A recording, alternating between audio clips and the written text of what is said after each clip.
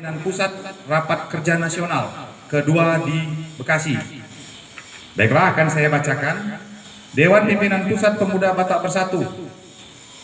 Surat keputusan nomor 793 Dewan Pimpinan Pusat Pemuda Batak Bersatu. Surat keputusan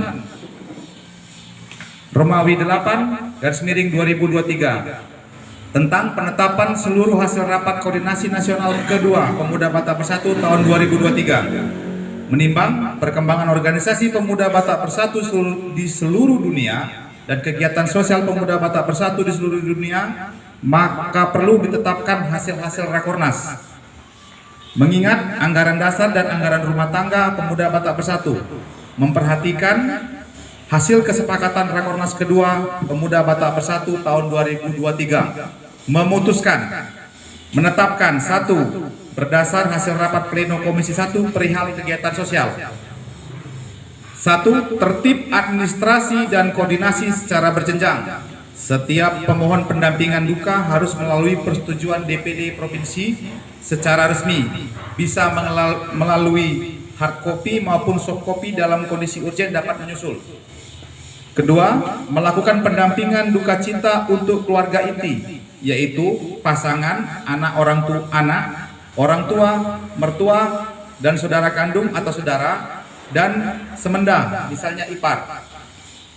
Ketiga, penetapan nilai besaran biaya duka dari Dewan Provinsi ke Dewan Pimpinan Cabang atau ke Dewan Pimpinan Anak Cabang dan Ranting terkait rekan juang yang melaksanakan pendampingan adalah maksimal, di sini maksimal ya, maksimal sebesar Rp500.000.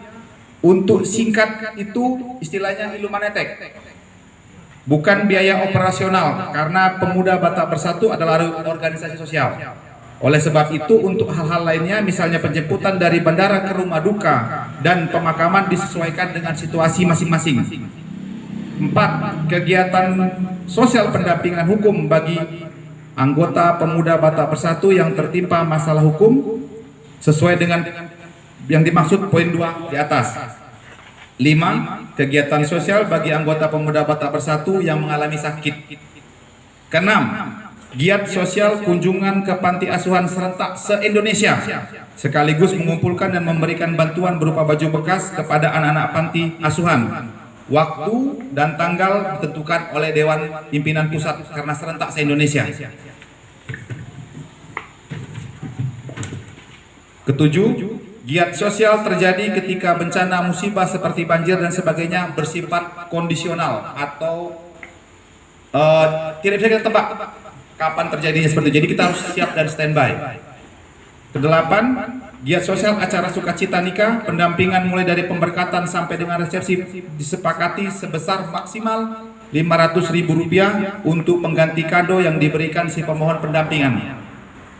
9. Acara bakti sosial bagi saudara yang kurang mampu akan diberikan bantuan sesuai kebijakan di wilayah kepengurusan masing-masing. 10. Pendampingan kecelakaan lalu lintas, seluruh biaya pengurusan, pengobatan, perawatan, dan lain-lain sampai selesai dibebankan kepada pemohon. Tidak ada biaya operasional karena PBB adalah organisasi sosial. 11. Pendampingan terhadap harta benda yang hilang sampai ditemukan jika ada biaya yang harus diganti oleh pemohon. Tidak ada biaya operasional karena Pemuda Batak Bersatu adalah organisasi sosial. 12. Permohonan pendampingan harus dilampirkan kartu tanda anggota atau KTA. 13. Izin melintas sesuai kemampuan masing-masing, sekedar kopi dan teh, tidak ada paksaan untuk dikenakan biaya atau pelayanan yang dikenakan dan lainnya.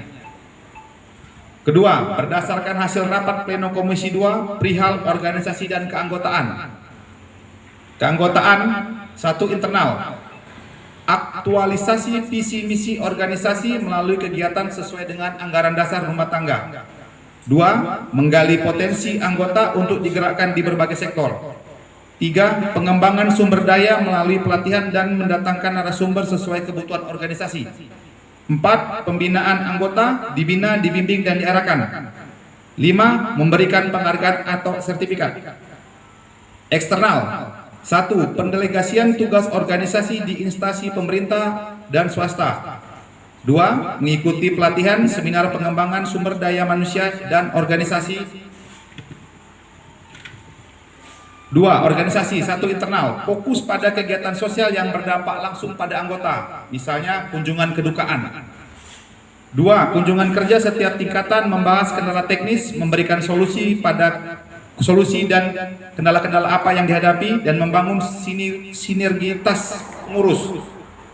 3. Hierarki organisasi. 4. Evaluasi dan laporan kerja.